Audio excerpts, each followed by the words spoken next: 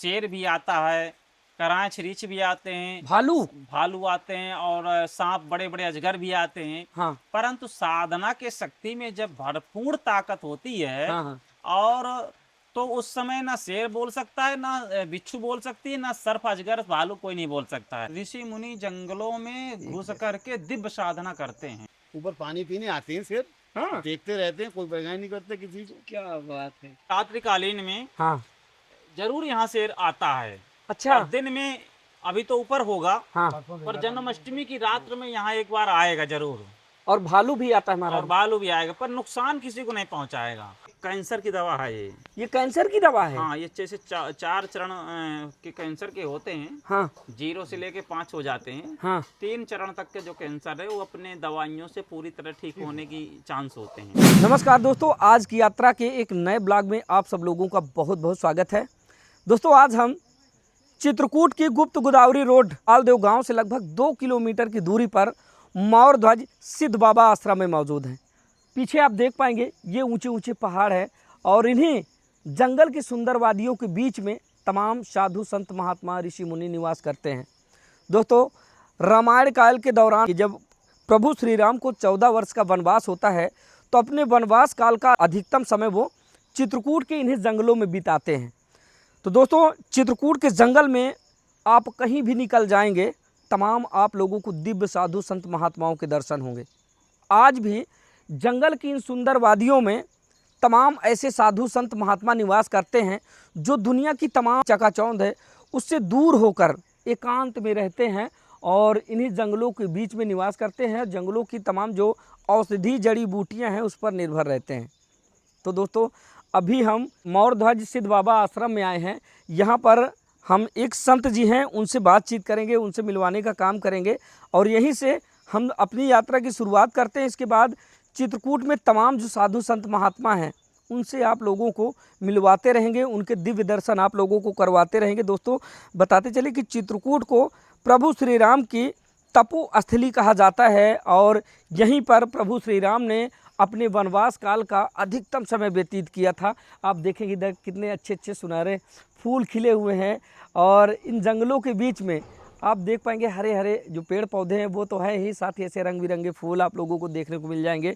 तो आइए महाराज जी के पास लेकर चलते हैं। महाराज जी जय सीताराम। जय सिया राम, राधे राधे। कैसे हैं महाराज जी आप? मस्त है, आनंद है। आप आ जाइए, देखिए बिल्कुल ठीक है महाराज जी, आपका आशीर्वाद है। जी जी जी आ जाइए इधर से, थोड़ा सा महाराज जी से परिचय करते। महाराज जी जी जी।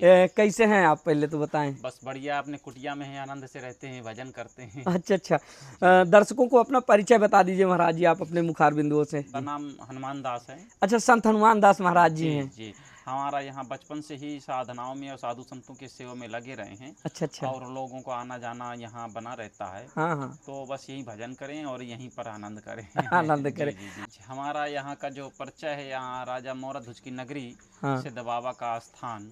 हाँ वैसे तो ये राजा मोरध्वज के ही नाम से ज़्यादा विख्यात है हाँ हाँ। और इसी में ही सिद्ध बाबा जी का स्थान है, तो इसलिए मोरध्वज सिद्ध बाबा के नाम से विख्यात है। महाराज जी चित्रकूट जो मतलब उत्तर प्रदेश में जो चित्रकूट है, जी कहा जाए तो चित्रकूट जिला, जी। तो रेलवे स्टेशन से यह स्थान कितनी दूर है? रेलवे स्टेशन से 25 किलोमीटर है। हाँ चित्रकूट से 15 किलोमीटर है। हाँ हाँ चित्रकूट आधा एमपी में है, आधा यूपी में है। हाँ हाँ हमारा एमपी मध्य प्रदेश सतना जिला के अंतर्गत में है हाँ। और यह स्थान भी मध्य प्रदेश सतना जिला के अंतर्गत में है। अच्छा अच्छा। तो ये राजा मोरध्वज की नगरी एक जो बनी है, ये चित्रकूट से गुप्त गोदावरी रोड हाँ। और गुप्त गोदावरी से 3 किलोमीटर पहले पालदेव नामक गांव, पालदेव गांव से 2 किलोमीटर दक्षिण दिशा की ओर मोरध्वज का स्थान, जहाँ पर आप इस समय हमारा मौजूद। यही स्थान रहते हैं, परमानेंट रहते हैं। हाँ। हमारा कहीं जाना ज़्यादा नहीं होता है, जाते भी हैं तो एक दिन के लिए जाते हैं और लौट के पुनः आ जाते हैं।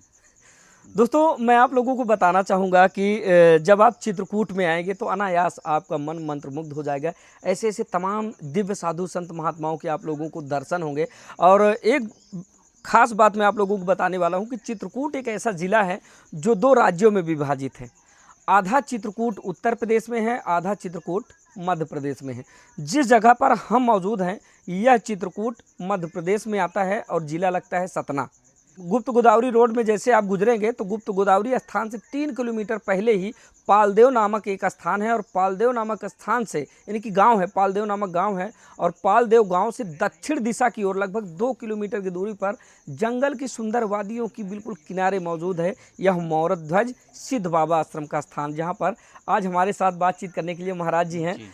तो महाराज जी, संत तो हमने बहुत सारे देखे, माघ मेला में, अर्धकुंभ में, महाकुंभ में हमने संतों को कवरेज किया, लेकिन आप जो चित्रकूट के जो संत हैं वो बिल्कुल अलग है, दुनिया की सारी चकाचौंध से दूर।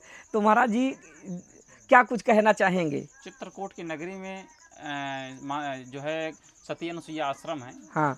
और सती अनुसुईया आश्रम में ये सती अनुसुईया माता जी जो हैं तपोबल से वहाँ जल की धाराएं निकाली हैं। हाँ।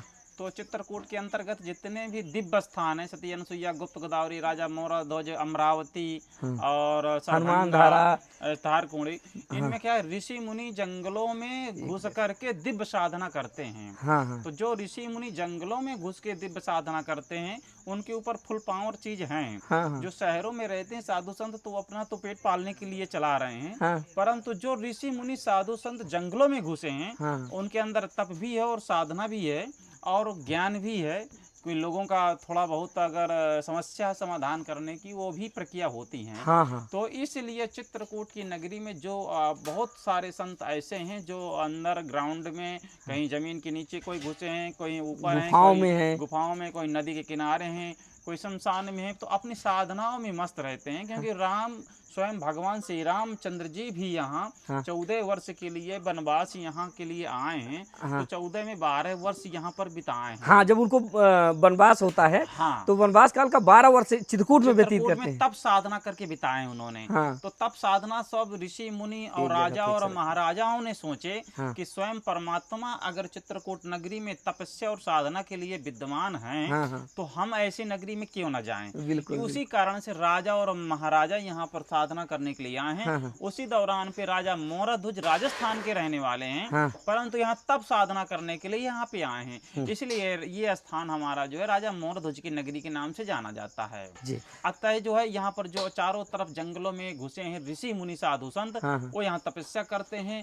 टाटी घाट जंगल में तपस्या करते हैं। सती अनुसुईया है, अमरावती है, धारकुंडी है, सरभंगा है। तो सरभंगा में भी सरभंग ऋषि थे। इस तरह कई स्थान दिव्य हैं। मड़फा महादेव है और भरतकूप है जहाँ पर 7 समुद्रों का जल वहाँ डाला गया था। तो दिव्य स्थान है यहाँ पे। तो यहाँ चारों धाम विद्यमान है। जो भी यहाँ के दर्शन करता है, और राजा मोराध्वज की नगरी पे जो ये दिव्य धाराएं ऊपर से चलती हैं, इनको पीने से पानी, बीमारी और कई तरह के रोग ठीक हो जाते हैं। नेगेटिव शक्ति तक यहाँ से ठीक होती है, क्योंकि ऋषि मुनि की साधनाओं की शक्तियाँ यहाँ घूमती हैं। इसलिए जो श्रद्धा और आस्था से लेकर के यहाँ दर्शन करते हैं उनका धीरे धीरे पाप क्षय होता है और प्रेतिक बाधा या रोगों से मुक्ति मिलती है। क्या बात है महाराज जी। जैसे कि बहुत सारे साधु संत हम देखते हैं और हमने कवरेज भी किए, तो लेकिन चित्रकूट में संतों के बीच में जो आने के बाद अनुभव होता है वो बिल्कुल अलग तरह का होता है। क्योंकि जब बचपन में हमें किताबों में पढ़ाया जाता था कि जंगलों में इस तरह से साधु संत महात्मा रहते हैं ऐसे से, तो वो अनुभूति चित्रकूट में ही आने के बाद होती है। लेकिन और तमाम जो साधु संत जो लग्जरी लाइफ जीना चाहते हैं, जिनके पास कोई मर्सिडीज से चल रहा है, कोई फॉर्च्यूनर से चल रहा है, कोई कैसे चल रहा है, तमाम होड़ लगी है, तो क्या महाराज जी संतों को राजनीति से दूर रहना चाहिए या फिर राजनीति में आना चाहिए या फिर नहीं? देखो, जो सच्चा संत साधक होगा वो प्रगति के नियम और मानव के नियम से सबसे अलग रहेगा। जी। वो प्रगति के भी नियम से अलग रहेगा। जी बिल्कुल महाराज। क्योंकि रामायण में कई जगह उल्लेख भी लिखा है कि संत बचन पत्थर कर लेखा, अब मोर बचन चाह पर जाए फीका। क्या बात है। तो जो संत प्रगति से अलग रह करके और जंगलों में जो दिव्य प्रगति है, जो मानव के संसाधन से हट करके और जो जंगलों के दिव्य प्रगति है उसमें जो जीते हैं और दिव्य अलौकिक शक्ति प्रगति की प्राप्त करते हैं, उनके अंदर एक ऐसी ऊर्जा, एक ऐसी शक्तियां होती हैं जो लोग दर्शन करने से उनका कल्याण होता है। तो जो साधु संत जंगलों में बैठे हैं उन्हीं का देखने से, उन्हीं के दर्शन से, उन्हीं के दान से धर्म से कल्याण है। जो लग्जरी में जी रहे हैं, अब वो उनके पास कोई साधना नहीं है, तो जब अकाउंट खाली है आपका तो दूसरे को पैसा कैसे निकाल के दे दोगे? अच्छा तो इसलिए जो लग्जरी में जी रहे हैं, मठाधीश बने बैठे हैं, उनके अंदर अकाउंट में रुपया ही नहीं है, और रुपया नहीं तो दूसरे को क्या दे देंगे? अब वो जो बनाया हुआ कागज का रुपया है, वो बनाया हुआ कागज का रुपया उन्होंने इस्तेमाल कर रहे हैं, मरने के बाद वो कागज का रुपया तो धरती में रखा रह जाएगा। तप की जो साधना है वो ऊपर तक जाएगी।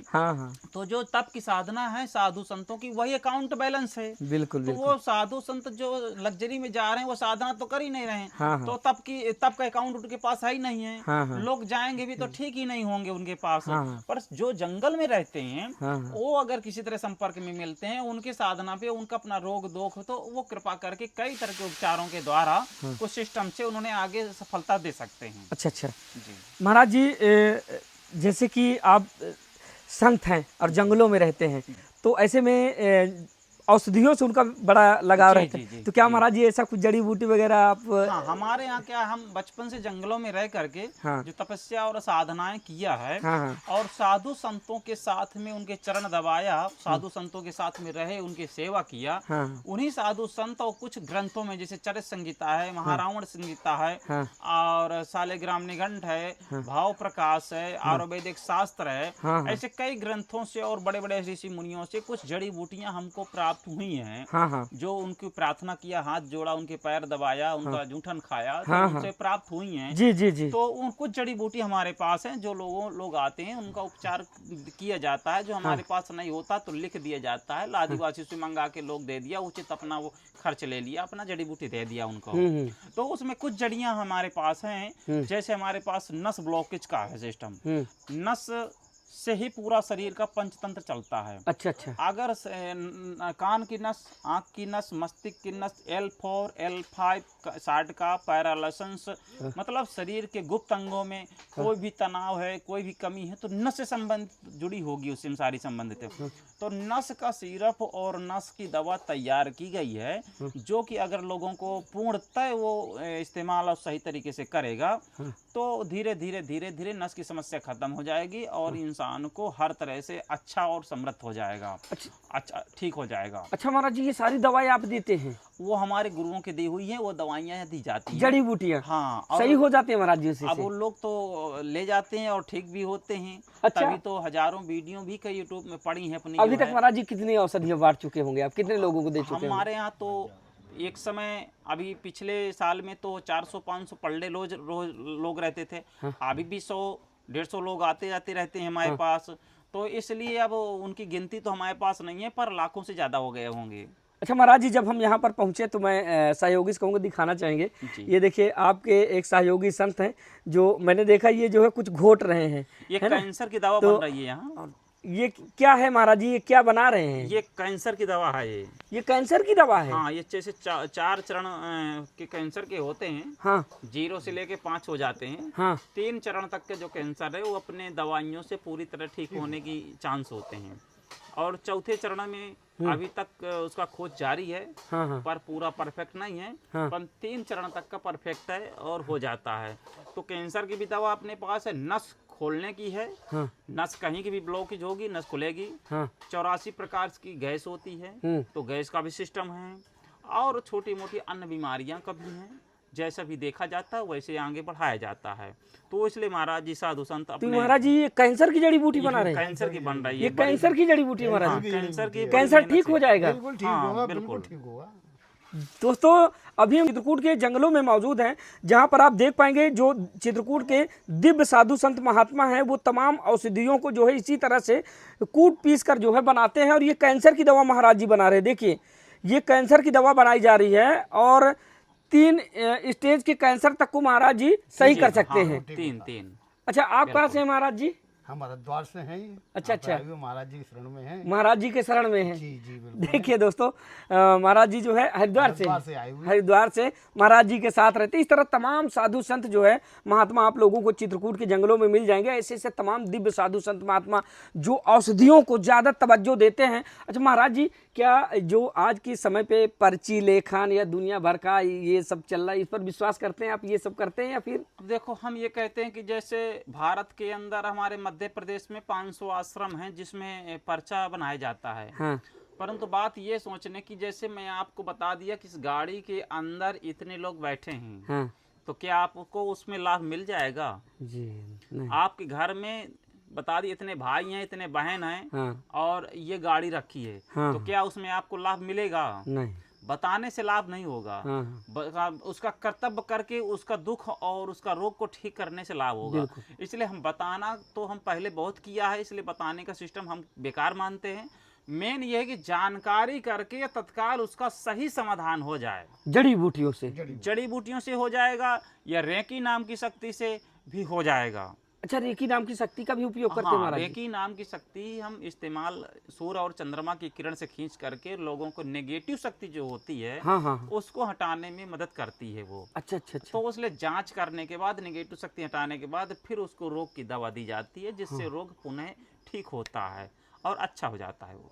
क्या बात है। तो इस तरह के मामले हैं। हाँ हाँ। इसलिए लोग आते जाते रहते हैं। हाँ। और आप भी आ गए, बहुत अच्छा है। अच्छा महाराज जी, जैसे जंगल के बीड़ों में आप लोग रहते हैं जी। और तमाम आप ही की तरह तमाम साधु संत महात्मा रहते हैं, जी। और जंगलों में ही आपका पूरा जीवन निर्भर है। जी। क्या महाराज जी रात के समय या फिर दिन में जंगली जानवर भी आते जाते होंगे, कोई नुकसान पहुंचाते हैं या फिर नहीं? नहीं, यहाँ पर क्या है कि जंगली जानवर आते हैं, शेर भी आता है, करांच रीछ भी आते हैं, भालू आते हैं, और सांप, बड़े बड़े अजगर भी आते हैं। हाँ। परंतु साधना के शक्ति में जब भरपूर ताकत होती है, हाँ। और तो उस समय ना शेर बोल सकता है, ना बिच्छू बोल सकती है, ना सर्प, अजगर, भालू कोई नहीं बोल सकता है। यानी कि वो भाप लेते कि इनसे हमें कोई नुकसान नहीं है। क्योंकि साधना में शक्ति का पावर वो होता है। हाँ। कि शक्ति के पावर से एक दूसरे को समझ लेते हैं। हाँ। और वो नुकसान नहीं पहुंचाते हैं। हाँ। और जैसे कोई शक्ति साधक नहीं है, उसके लाने नुकसानदायक है। तो और ये हमारा जो चित्र को हमारे आश्रम का जो रेंज और प्रांगण है, हाँ। इस प्रांगण में तो कोई शक्ति कोई दूसरा व्यक्ति भी आ जाएगा, हाँ। उसको भी नुकसान यहाँ नहीं करेंगे वो। तो महाराज जी आपने अपनी आंखों से देखा कभी जंगली जानवरों को? बड़े बड़े जानवर अपने आंखों से शेरों को देखा है यहाँ जंगल में महाराज। यहाँ पे कृष्ण पक्ष की जन्माष्टमी, हाँ, जन्माष्टमी को जो है रात्रिकालीन में, हाँ, जरूर यहाँ शेर आता है। अच्छा। दिन में अभी तो ऊपर होगा, हाँ, पर जन्माष्टमी की रात में यहाँ एक बार आएगा जरूर। और भालू भी आता है महाराज? और भालू भी आएगा, पर नुकसान किसी को नहीं पहुंचाएगा। हाँ। आएंगे, दर्शन करेंगे, घूमेंगे फिरेंगे, उनका रेंज है, चले जाएंगे। हाँ। पर नुकसान नहीं करते हैं। अच्छा, वो भी समझते हैं कि साधु संत हमें नुकसान नहीं पहुंचाएंगे। वो जानते हैं कि यहाँ ये इनको भी रहना, हमको भी रहना, क्या करना किसी को नुकसान करके। अच्छा। अनजान आदमी कोई अगर आए, हाँ। और ये नुकसान, वो अगर यहाँ के बारे में गलत सोचेगा, हाँ। तो नुकसान हो सकता है। अगर गलत नहीं सोचेगा तो यहाँ नुकसान नहीं हो सकता है। हमारे यहाँ तो सांप घूमते रहते हैं, लेटे रहते हैं, पड़े रहते हैं, बिच्छू हैं, काली पीली, कोई किसी को नुकसान नहीं होता। हाँ। क्योंकि श्रद्धा और विश्वास से, और जिसके शरण में हम आए हैं उसके ऊपर भरोसा करके आएंगे, हाँ। तो कोई नुकसान नहीं होगा।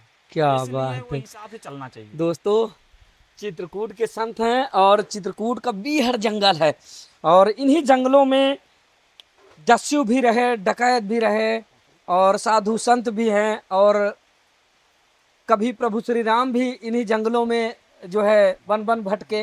महाराज जी, क्या जंगल में जानवर वगैरह, जैसे रात्रि में आप लोग रहते हैं, जानवर वगैरह आते हैं? बिल्कुल आते हैं। परसों हमने शाम को ही, रात को ही देखा था। शाम को ऊपर गए थे हम। हाँ। तो हमने खुद देखा था आंखों से, शेर नर मादा दोनों थे, बच्चा बैठा हुआ था, और दोनों ही उठ के गए। जब हमने देखा था शेर जा रहे हैं दोनों। बाघ वगैरह, शेर? बच्चा था संग में। हाँ, बाघ था या शेर था महाराज जी? नहीं, नर मादा दोनों थे, जोड़ा था उनका, वो बच्चा था। अच्छा। दोनों थे, वो दोनों निकल के गए पल्ली। अच्छा, कोई नुकसान नहीं पहुंचाते महाराज? नहीं। ऊपर पानी पीने आते हैं शेर। हाँ। देखते रहते हैं, कोई बगाई नहीं करते किसी को। क्या बात है। भाई वो परेशान हमको जब करेंगे, अब उनको छेड़ेंगे, वो हमको छेड़ेंगे। अगर उनको नहीं छेड़ेंगे तो हमको क्यों छेड़ेंगे? हाँ। तो वो भी विधाता के दम जो जीव है, हम भी विधाता के जीव है। क्या बात है। रास्ता एक है। रास्ता एक है। जंगल में आपको भी रहना है, जंगल में हमें भी रहना है। यो करके आते जाए। सांप भी आते जाते रहते हैं हमारे पास, तो भजन करते रहते हैं, डूलते रहते हैं, बैठे रहते हैं। हाँ। हम कुछ नहीं कहते उनसे। महाराज जी की अनुकंपा है। अरे गुरु की कृपा है, माई का आशीर्वाद है, चकाचक आनंद ले रहे हैं। महाराज जी का ऐसा दिव्य चेहरा भी है कि भाई साहब क्या बताएं आपसे कि चित्रकूट के जो संत हैं वो दुनिया से एकदम विरक्त होकर, दुनिया की चकाचौंध से विरक्त होकर, जंगल की सुंदर छटाओं के बीच में, जंगल की सुंदर वादियों के बीच में निवास करते हैं। महाराज जी का इतना दिव्य चेहरा है कि इनको देखने के बाद इंसान तो इंसान, जानवर भी मंत्रमुग्ध हो जाता है, कोई नुकसान नहीं पहुंचाता, क्योंकि जानवर भी समझता है कि भाई जंगल में हमें भी रहना है और जंगल में महाराज जी को भी रहना है। तो दोस्तों अभी हम चित्रकूट की गुप्त गोदावरी रोड पालदेव गांव से लगभग 2 किलोमीटर की दूरी पर दक्षिण दिशा में पहाड़ की बिल्कुल किनारे मौर ध्वज सिद्ध बाबा आश्रम में मौजूद थे, जहां पर हमारे साथ दिव्य संत हनुमान दास महाराज जी थे। भाई साहब क्या बताएं, वो कैंसर तक की दवा देते हैं, और जैसे कि महाराज जी ने खुद अपने मुखार बिंदुओं से बताया कि वो कैसे कैसे इन औषधियों को जो है उपलब्ध कराते हैं। महाराज जी का जो मोबाइल नंबर है, अगर आप लोग आना चाहते हैं, किसी भी समस्या का उपचार चाहते हैं, तो महाराज जी का मोबाइल नंबर इसकी स्क्रीन पर चल रहा है, आप इस नंबर पर कांटेक्ट कर सकते हैं। साथ ही डिस्क्रिप्शन बॉक्स में मैं महाराज जी का पूरा पता और मोबाइल नंबर डाल दूंगा, वहां से जाकर आप संपर्क कर सकते हैं। दोस्तों वीडियो कैसा लगा, ज़्यादा से ज़्यादा आप लोग इस वीडियो को शेयर कीजिएगा, ताकि ये जानकारी और अधिक से अधिक लोगों तक पहुंच सके। मिलते हैं फिर से किसी नए ब्लॉग में, तब तक के लिए नमस्कार।